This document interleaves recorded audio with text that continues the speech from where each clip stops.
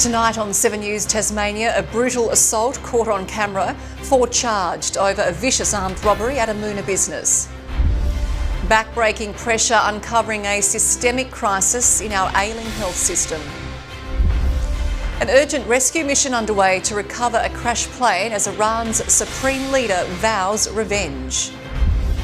Rationing not ruled out, emergency stocks unlocked to keep the fuel flowing. And Qantas customers in line for a $100 million payout over cancelled COVID flights. This is 7 News Tasmania with Kim Millar. Good evening. The US military is racing to rescue their own in the Middle East tonight. A large Air Force jet went down over Iraq and there's no word yet on the crew's fate. Routine refuelling mid-air. Vital, dangerous, potentially catastrophic. This breaking news just into CNN. The U.S. military Central Command has confirmed that the U.S. lost a KC-135 refueling plane. A refueling jet down over western Iraq after a mid-air collision. The second jet landing safely. Rescue efforts ongoing for 6 missing crew. As Iran's seaborne assault on world oil continues. A late-night hit. Celebrated by the Iranian operatives who film then flee. The tankers left burning. At Oman's biggest port, another strike. In Bahrain, a fuel depot ablaze. And Iraq, a British base hit by drones, US personnel injured. Iran is proving difficult. In the capital, crowds gathered for this. The first words from the new supreme leader, not in person, but from a statement. Ayatollah Mojtaba Khamenei declaring he'll keep the Strait of Hormuz closed, destroy every US Middle East base, and take revenge for the deaths of his father, wife, and martyred Minab schoolgirls. But the absence is fueling rumours on his health. Reports he's in a coma, even lost a leg. From Israel's president, I wouldn't issue him life insurance policies, he says. And as Tehran continues to come under attack, an official White House post comparing the strikes to a video game, revealing a total of almost 10,000 targets hit, with nearly 2,000 people killed. In Israel, attempts at retaliation. Here the site of another Hezbollah missile hit. A crater formed and the house behind it completely destroyed. There were more than 100 strikes like this overnight, but Israeli defences are so good not a single death was recorded. It's a very different story in Lebanon. Israel launching another wave of terrifying strikes on Beirut.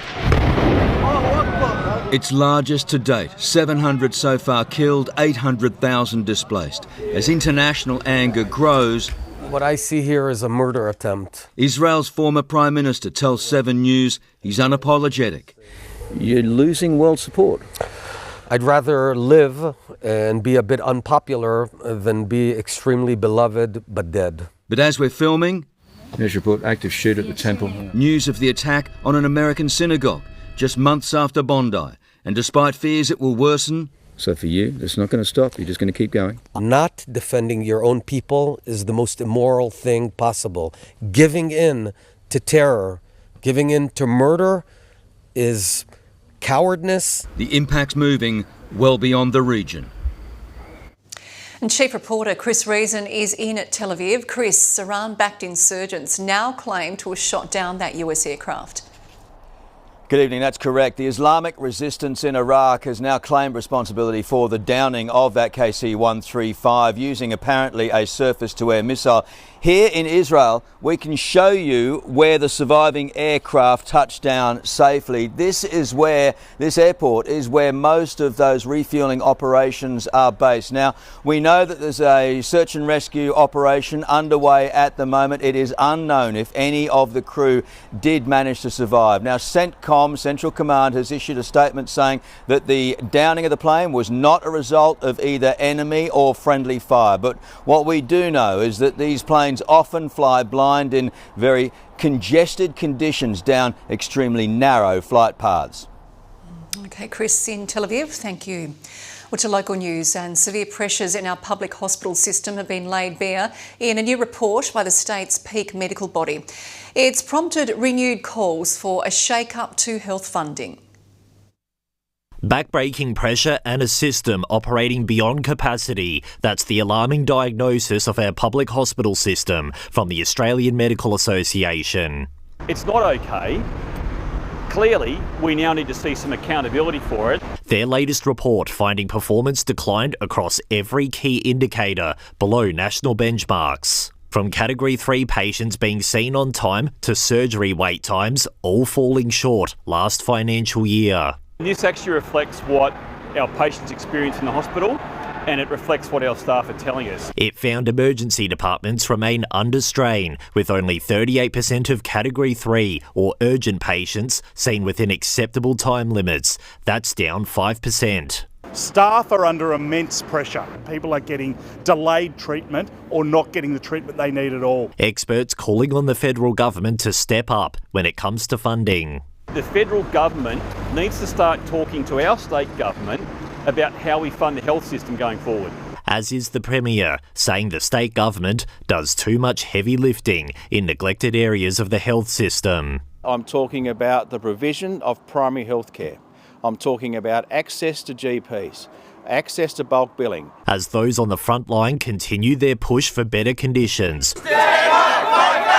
Royal Hobart Hospital theatre support officers and sterilisation staff stopping work for 4 hours today in their ongoing wage dispute. If we don't deal with the fundamental issues here of job security, making people permanent and paying people appropriately, we're going to lose the staff anyway. I am not at all happy when it comes to withdrawing important healthcare services. All we're asking is for the union bosses to come to the table. Anthony Dodd, 7 News. A shameless and brutal armed robbery in Moona has left a Mini-Mart employee terrified. 4 people, including 2 minors, have since been arrested, while the shaken shop owner has told 7 News about the frightening experience and a warning vision in this story may be distressing to some viewers.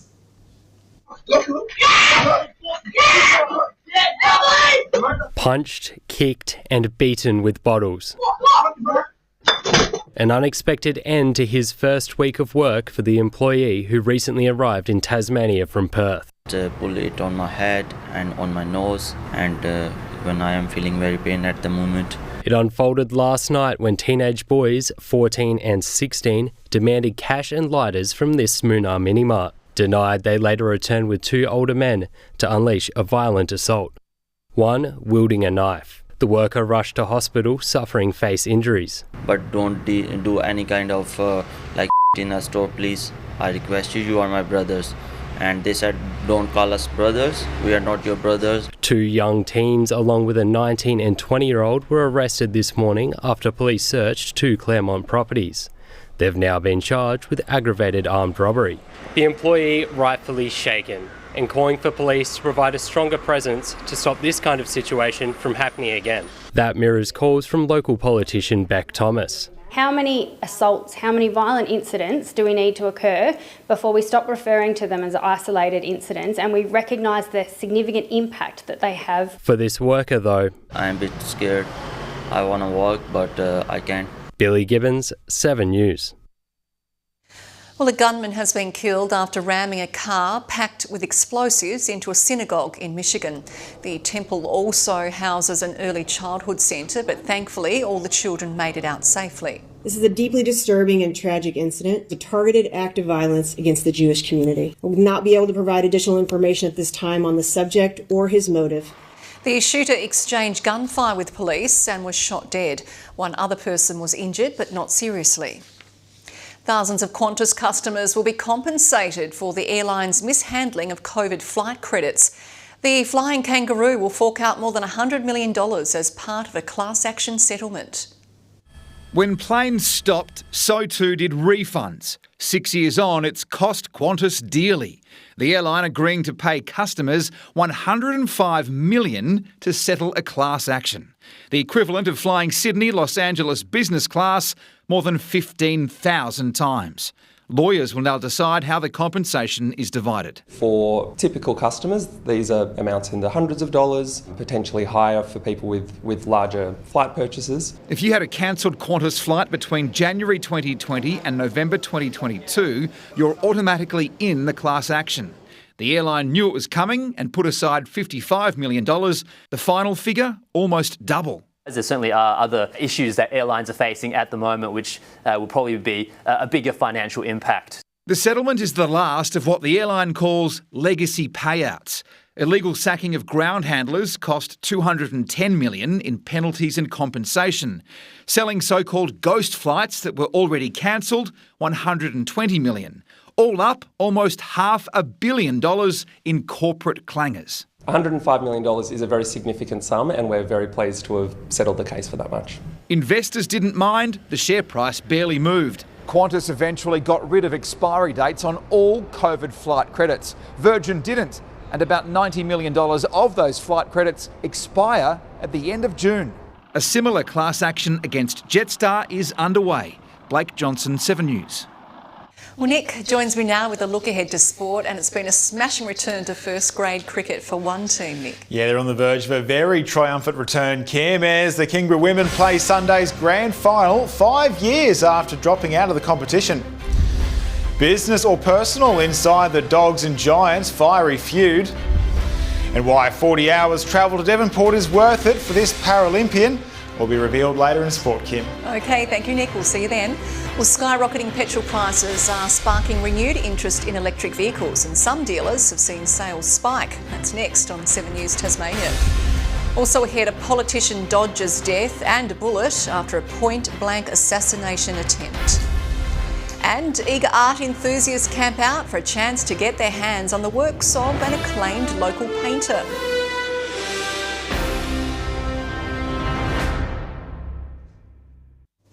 For the first time in years, Australia will draw on its fuel reserves in an effort to fix shortages brought on by the conflict around Iran.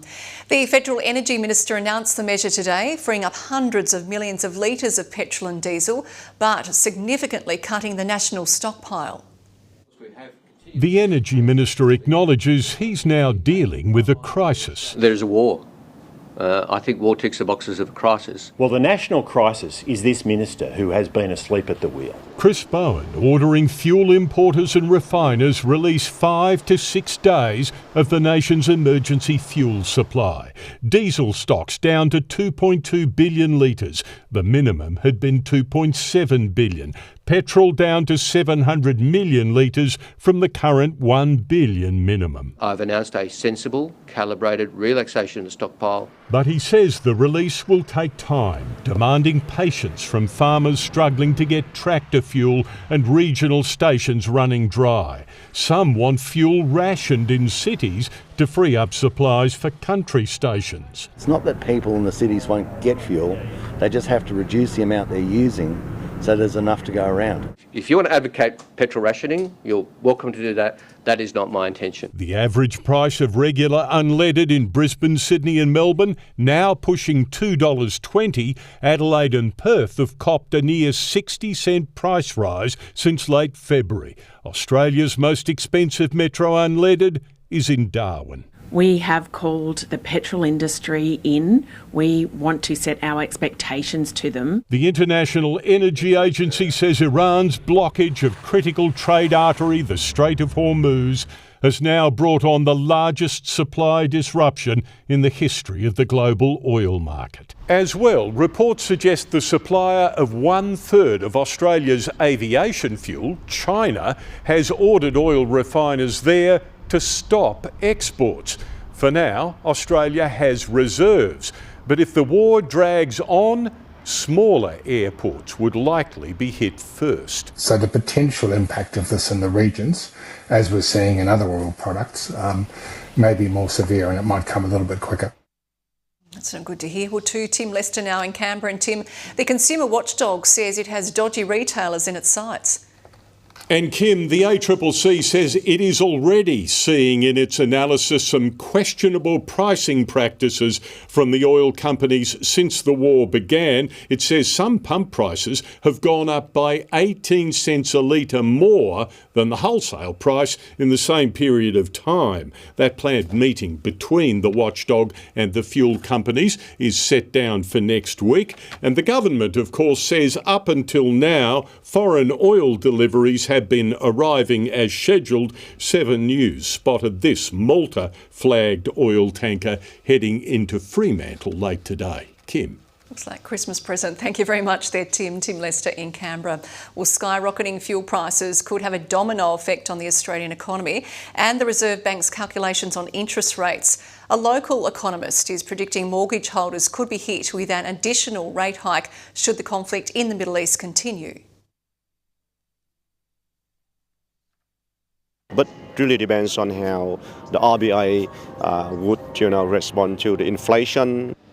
The state government has confirmed fuel shipments continue to arrive in Tasmania on time. The average cost of unleaded is now around $2.20 a litre and diesel $2.51. And price pressures have the state Greens calling on the government to prioritise funding to community service organisations who are facing rising demand. They're finding the funding for things that they want, like the stadium, but when we have people in need, they're very slow to come forward with funding, and that needs to change. Well, we are, and we continue to do so. We've got a very, very good foundation when it comes to supporting vulnerable Tasmanians and those on fixed incomes.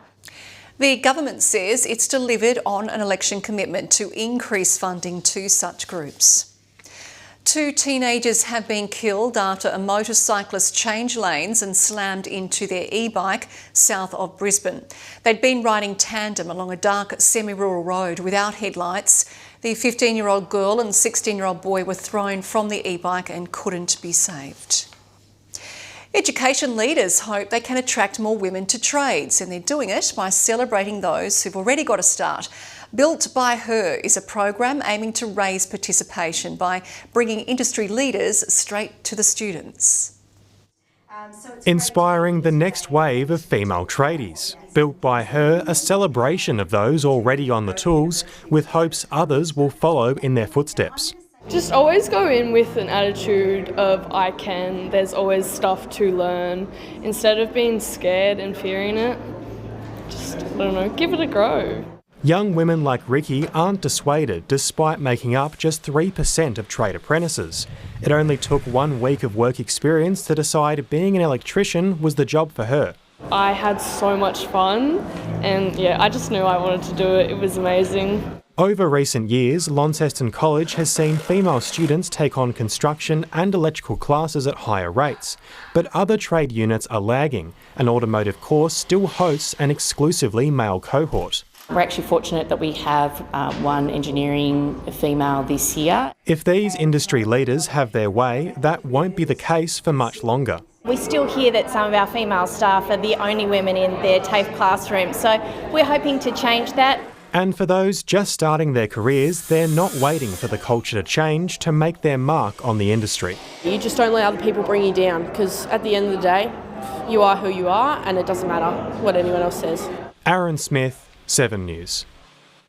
NASA's next launch to the moon is back on track. The space agency is preparing to roll the Artemis 2 rocket back to its launch pad at the Kennedy Space Centre next week after repeated delays. We are on track for a launch as early as April 1st, and we are working toward that date. Artemis 2 is designed to send 4 astronauts on a trajectory around the moon, marking the first such human mission in more than 5 decades. An Indian politician has survived an assassination attempt at point-blank range. Former Chief Minister Farooq Abdullah was attending a wedding in Indian-administered Kashmir when a gunman approached him from behind with a loaded pistol and fired a shot. The bullet missed Abdullah and his attacker was crash-tackled by security guards. The suspect is in custody. High prices at the Bowser are fueling renewed interest in electric vehicles. With prices starting from $26,000, advocates claim they cost far less to operate and are cheaper to maintain. It's the eye-watering price at the Bowser. It's going crazy, isn't it? That's pushing motorists to look for greener alternatives. I think now it's time to do a change. Electric vehicle popularity has surged over the last fortnight. This BYD dealership says sales have jumped by 50%. Some of them are saying yes, they're looking at it from an environmental perspective. A lot more are talking about a cost perspective right now. Straight away see the price from the petrol station, it is stressful. Even before the Middle East conflict escalated, February was a record month for green machines, with EVs accounting for 11.8% of new car sales. Showrooms like this one now bracing for even greater demand. There is an appreciation that there is heightened fuel insecurity and people want to switch away from petrol. And there's now more choice than ever before. Australia's cheapest electric car will set you back around $26,000. But if you're after an SUV, the BYD Atto 2 is the most affordable at $34,000 drive away.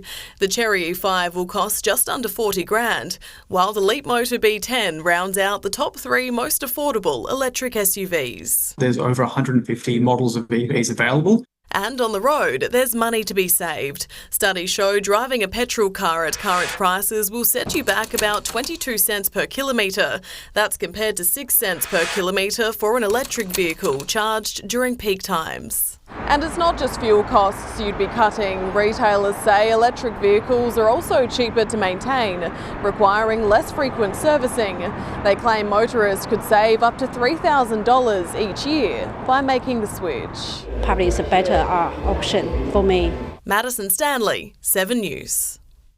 She's put up a brave fight for more than 2.5 years, but relationships expert and TV favourite Mel Schilling has today given a devastating update on her cancer fight. The 54-year-old posting on social media her light is starting to fade, alongside a photo of her with her husband and daughter. Mel was first diagnosed with colon cancer in 2023 and was cleared after a tumour was removed. However, the disease reappeared months later in her lung. She's now revealed it spread to her brain, oncologists saying nothing more can be done. Mel urged her followers, if something doesn't feel right, to get it checked out. Well, Australia's largest aged care provider, Opal Healthcare, is trialling a controversial payment system at several homes where residents could lose hot breakfasts and even free-to-air TV unless they pay extra. Leaked documents show basic residents get a continental breakfast and biscuits, while those on the Plus plan can access hot meals, desserts, better coffee and TV. Advocates warn it could create a two-class system in aged care. The company claims the extra fee simply gives residents more choice in living options. Art enthusiasts have braved some chilly Hobart nights in the hope of securing some special pieces. A sale showcasing the work of Tasmanian Michael McWilliams didn't open until this morning, but some had been sleeping out since Sunday. A lack of sleep wasn't enough to kill these early morning spirits. Where have you slept? That's a very good question. You haven't slept. Fueled by hot coffee and pastries, these bleary-eyed campers all had one thing in common: a dream to get their hands on one of 19 paintings by Tasmanian artist Michael McWilliams. Realising that I'm number 21 and 19 only are being sold, I will take anything that's sitting on a wall of the 4 that I'm interested in. And any one of those 4 would be fine. Beautiful local art and just really captures Tasmania. We just love it, so I don't know. It's very special. As 9 a.m. hit, the excitement moved inside. All of these pieces sold within just 20 minutes, some going for over $60,000. The only stipulation, you had to be here in person. Some people have used proxies, and people have travelled from Perth, from Sydney to be here. It's very exciting. Michael McWilliams is widely recognised as one of the country's most successful artists. His work, described as quirky, captivating and uniquely Tasmanian, has earned him a cult-like following. They were saying, are we a cult? You know, a Michael McWilliams cult? So I haven't slept out overnight, but they have, and I think they've enjoyed it. Any unlucky buyers can still come view the exhibit at Handmark Gallery until April. Ruby Cairns, 7 News. 8 million Australians could be in line for a payout from JB Hi-Fi over what are being called worthless extended warranties.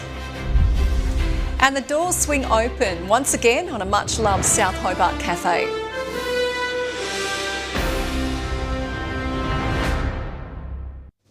Our top stories this Friday. 2 men and 2 teenagers are charged over a vicious assault and armed robbery at a Moona convenience store. Lengthy wait times for patients and back-breaking pressure on staff. A report uncovers a systemic crisis in our ailing health system. An urgent rescue mission underway to recover US military aircraft that crashed after a mid-air collision. And emergency fuel stocks unlocked as the federal government refuses to rule out petrol rationing. Well, a New South Wales police officer's employment is under review after crashing his car while allegedly almost 5 times the legal alcohol limit.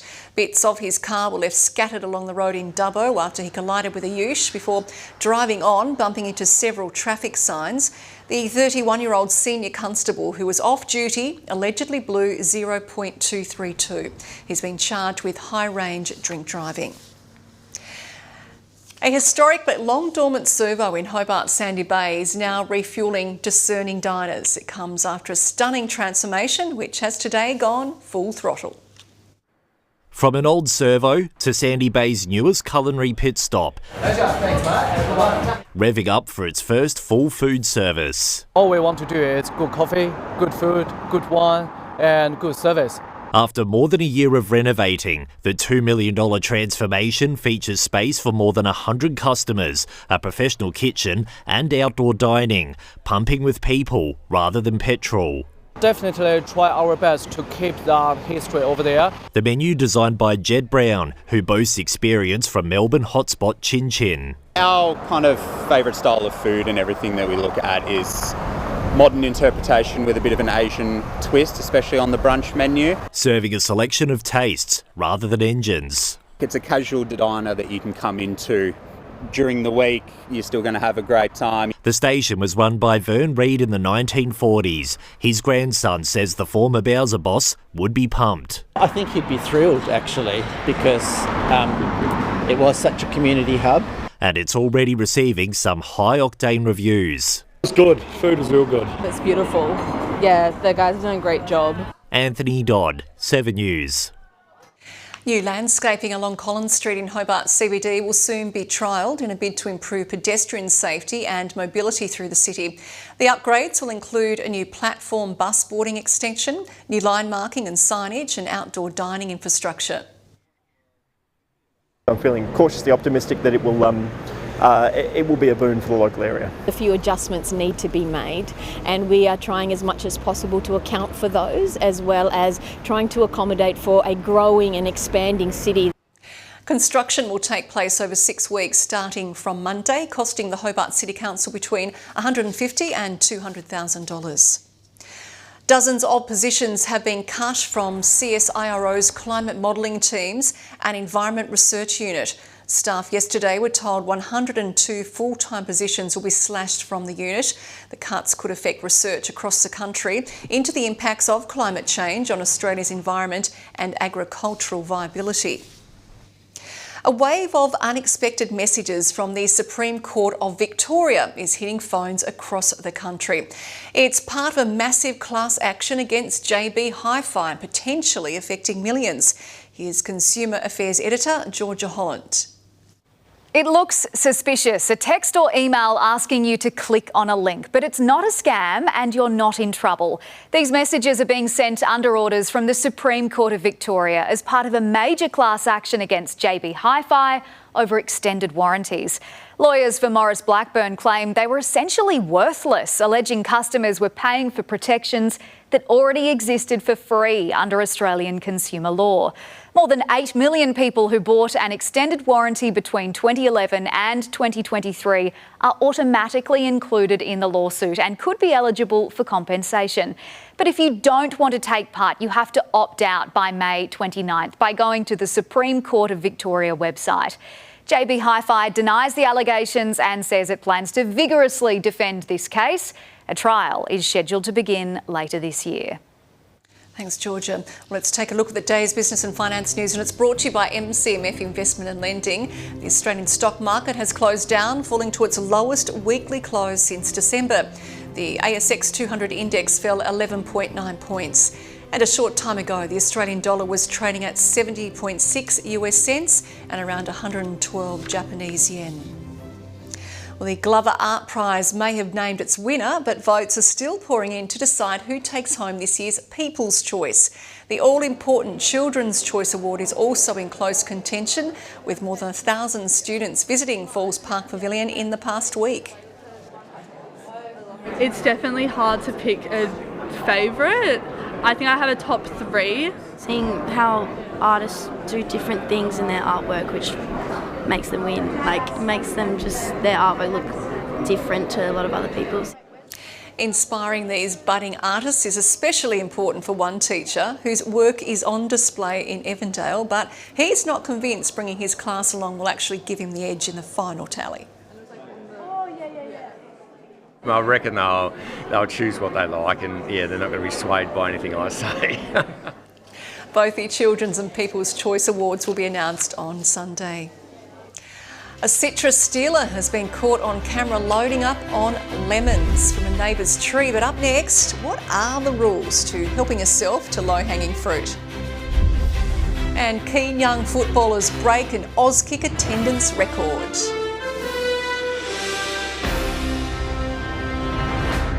Get the news wherever you are on the 7 News app. Download now. A Melbourne man is on top of the world tonight after turning a $6 Powerball ticket into $50 million. He was watching last night's Blues Tigers game on the couch when the winning numbers dropped. A lifelong renter who'll finally be able to afford to buy a house. Well, many of us are feeling the squeeze with the rising cost of living, but this next story has left a sour taste in a Gold Coast neighbourhood. A brazen thief has been caught on camera raiding an elderly woman's lemon tree, and she's a repeat offender.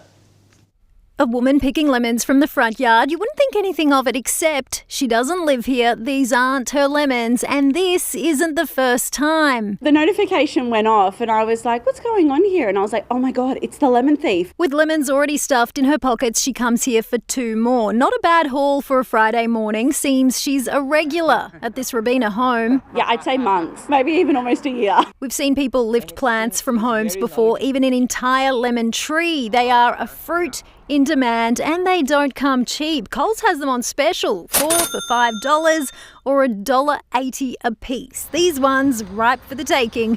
Not surprisingly, she left the green ones behind. Can she just leave us a couple of lemons? When Azu shared the video from her mum's place online, neighbours were quick to identify the lemon looter. A lot of people are actually commenting that she's not just a lemon thief. She seems to take chilies. Spicy margaritas? I was like, surely there's a lemonade stand somewhere.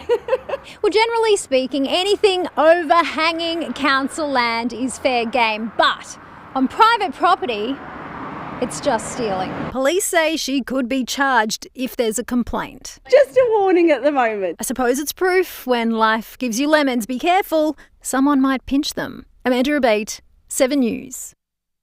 Oh dear. Well, exempt from the federal government's sale of defence land, Tasmania's Anglesey Barracks will tomorrow throw open its gates to the public. An open day celebration of 125 years of the Army is also a chance to show potential recruits what's on offer. It's giving them an opportunity to see what Defence Force experience might be like.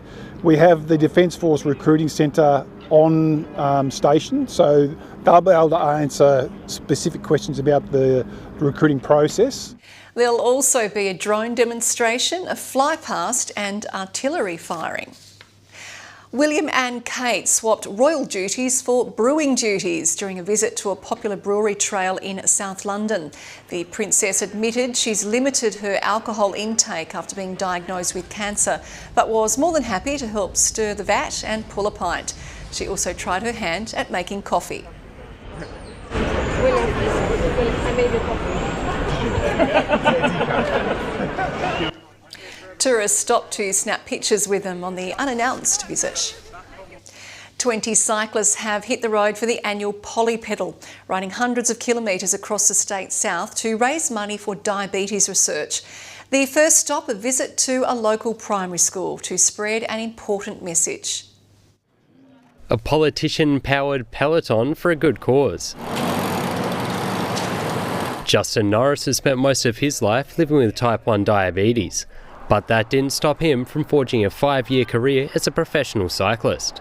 We have a bit of an extra challenge, but it's like living with type 1 diabetes. It's a big challenge for our lives, but it's not a barrier. We'll show that it's possible. Joining Poly Pedal for a quick pit stop at Margate Primary School to share his journey. When I was their age, I was living with type 1 diabetes. I thought it was this huge, miserable challenge in my life, and it was going to restrict most things I did. This year's event has raised over $40,000 for vital diabetes programs and research, helping more than 32,000 Tasmanians who live with the condition, with a further 12,000 believed to be undiagnosed. Diabetes is a relentless 24/7 condition, especially for young people and adults living with type 1 diabetes. The 3-day journey will see 20 volunteers pedal 300 kilometres, winding their way through the state's scenic south.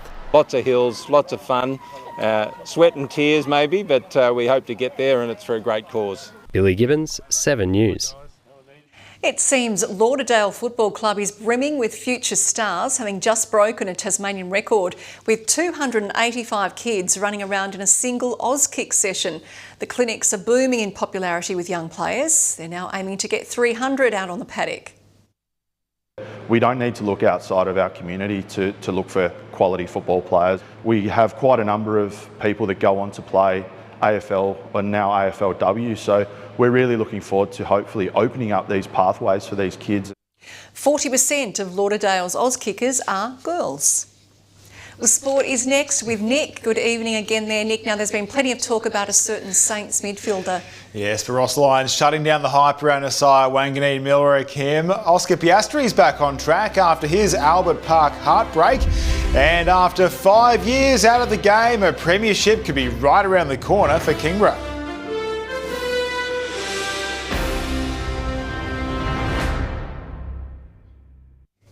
Ross Lyon has shut down questions about St Kilda's protection of star midfielder Asaya Wanganeen Millar, while Sunday's opponent, the Demons, have welcomed back a star of their own.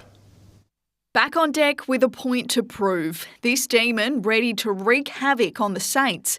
Ross Lyon is locked in for this weekend too, keen to move on from their opening round loss to Collingwood. Today's Friday, that game was Sunday. We're totally Melbourne, so I get you here. And we've scheduled it and mandated by the AFL to talk about the game. But it's relevant, I get it. So we're trying to improve our footy. The Saints coach not buying into questions of how his star midfielder Asaya Wanganeen Millar will cope with more attention. No, Naz is done. Like we just spoke about Naz. If we want to call a press conference on Naz, we'll schedule one, right? Like, so it's about the team. While at Geelong, Chris Scott had no questions about his side's effort in their 56-point loss to the Suns. It makes sense to me when people see a poor performance, can't quite work out why, and arrive at it must have been an effort thing. We'd like to think we're just a fraction more sophisticated than that. I just can't remember a time at Geelong where I've come out and thought we got beaten today because we didn't try. A boost for the Cats. Jeremy Cameron and Patrick Dangerfield will return to face the Dockers. I was confident last week and I was wrong. But I was only relaying what had been relayed to me. It took us by surprise a bit that those guys weren't available. Kate Massey, 7 News. There'll be fireworks tomorrow as Marcus Bonapelli and Toby Green renew their rivalry. Dogs coach Luke Beveridge embracing the emotion after their thrilling win over the Lions. If The Godfather taught us anything, most rivalries are strictly business. This is business, not personal. But this one's personal. No, we're not mates. Do you guys get along? Oh, I'll never have a beer with him. I'm a bit disappointed with that now, Theo, because they're now coffee mates. You know, they played for Victoria together and they buy each other coffees, and it's like, you know, come on. Two captains, fierce rivals, neither taking a backward step. Marcus has achieved so much in his life, and Toby's been such a successful player, so it's good to see them be mates for a period of time over in Western Australia. They'll probably both forget about it tomorrow and their teammates will feed off that. Marcus Bontempelli and Toby Green with as many chapters in their bit of feud as their respective teams, with no love lost between the Dogs and Giants. Expecting them to produce the same and put us on edge in the pressure stakes. Will Lewis makes his debut. An engineer by a trade, he's a forward in the mould of Brodie Myercheck. Debuts also at Arden Street. Small forward Lockie Doverston, taken with pick 16 in last year's draft. He's found a way to win over Clarko. Adds a bit of spunk and character to our group and puts a bit of shit on the coach from time to time. He's a little ripper. Theo Doropoulos, 7 News. It wasn't pretty, but there's welcome relief for Michael Voss and the Blues, holding off a rampant Richmond last night. Tom Lynch kicked 2 goals, more than Carlton kicked in the entire second half. The Blues hanging on by 4 points. Who would be a coach, eh? Who wants to do this? Seriously, you've got to be a man. Richmond forward Jonty Falls been hit with a one-match ban for an off-the-ball hit on Jacob Wiedering. Kingborough's return to the women's CTPL first grade competition is on the cusp of being a triumphant one. Booked in to play Sunday's grand final after 5 years in the wilderness. But they'll have to beat reigning champions North Hobart, who've played the last 3 deciders. I don't think many people probably thought we'll be here, so it's a great opportunity to show what we have down, some of the talent that we have down our way. Having this core group that's been here and done it is really exciting, and I think it's probably going to hold us in good stead for the weekend. The two sides faced off only last weekend. North Hobart won that by 8 wickets. Back on track since his heartbreak in Melbourne, promising signs for Oscar Piastri at the Chinese Grand Prix, 4th fastest in opening practice. Mercedes teammates George Russell and Kimi Antonelli once again set the pace, the rest scrapping for every second. And Lewis is like, no. That got a bit close, didn't it? Did they even touch? Sprint qualifying is tonight. 22 years after his breakthrough Players' Championship win, Adam Scott still knows his way around TPC Sawgrass. Whoa! That was magnificent. The 45-year-old almost aced the famous Island Green 17th at golf's unofficial 5th major, but a double bogey on the last hole put a dampener on his first round. Scott's even par, 5 shots off the lead. The Matildas have gone through their final preparations for tonight's Asian Cup quarter-final against North Korea in Perth. There's more on the line than just a spot in the semis, win and they're into next year's World Cup. Lose, they'll have to battle it out with the other quarter-final losers for a place in Brazil. Devonport Triathlon is becoming the favourite circuit for Aussie Margie Sandals. She won the vision impaired category to kick off the World Para Series season, guided by Lauren Sprague for her second win. This is kind of where I started, so I've done this course more than any other course out there, so yeah, it's really nice to be able to come back and start the season off well. Getting here is worth the 40 hours travel for USA Paralympian Howie Sanborn, who won his 3rd Devonport wheelchair gold. And the event, of course, continues tomorrow, Kim. It does, and it was under beautiful blue skies today. We'll see what the weekend's got in up for us. Kiah Wicks is next with the weather forecast.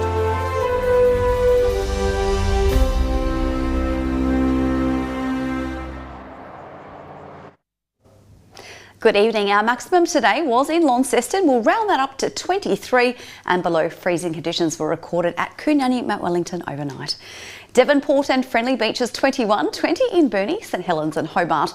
King Island and Ooze 19, 18 on Flinders Island. Smithton and Huonville, Strawn 17, Lyewini 12 degrees. Now today, the west and south of Tassie experienced some cloudy conditions along with a few showers across the west coast, but it was a fine and sunny day elsewhere. Tomorrow, a ridge of high pressure approaches Tasmania, bringing settled conditions across the weekend. A trough remains over the top end, delivering more thunderstorms and rain to the Territory and parts of Queensland. Partly cloudy in Broome this Saturday, 33. Brisbane and Adelaide, partly cloudy with 27. A high driving warm temps in Canberra with 25. West-northwesterly winds tomorrow 10 to 20 knots initially, although increasing up to 30 knots about the south. Therefore, a strong wind warning has been issued between Tasman Island and round to Low Rocky Point. Southwesterly swells 3 to 5 metres in the west and south, and southerlies build up to 3 metres along the east coast. A sunny start to the weekend in the south tomorrow. Campania 24, fine in Hobart 23, partly cloudy across the Huon, and further along the south, all 22 there, cloudy in Bushy Park with 19. The east coast turning on the goods tomorrow with plenty of vitamin D to go around. Fine also in Launceston with 25, Flinders Island, Georgetown and Lyoweni 20. A bit of cloud about the west, Burnie, Sheffield and Cradle Mountain 23, 22 in Devonport, Marrawar 18, 19 in Strawn and also Tarraleah, 17 for Waratah and Lake St Clair. Sunday, valley fog at first towards the east, then isolated showers about the west extending to the east and Bass Strait Islands. On Monday, showers about the north and west, clearing to the north early. And on Tuesday, showers about the west and south extending statewide throughout the afternoon. Partly cloudy skies will be sticking around in Hobart and Launceston for the week ahead. Cloud also travels to Devonport and Burnie. Those overnight temps beginning to decline statewide. Currently Hobart 16, Launceston 19, Devonport 18, at Burnie 16 degrees. Have a lovely weekend, Kim. And you too, Kiah. Well, before we go tonight, a Sydney Zoo favourite, Quincy the Quokka, has moved interstate in search of love. The one-year-old eligible bachelor is Brisbane's first ever quokka, and right now he's settling in at Lone Pine Koala Sanctuary. We're working towards getting Quincy a mate. We would be thrilled to be able to have another quokka come and join us. They're not as easy to come by as you would think. In terms of what he's Smile, who we leave you tonight. Michael Maney will join you over the weekend. For now, from the 7 News team, good night.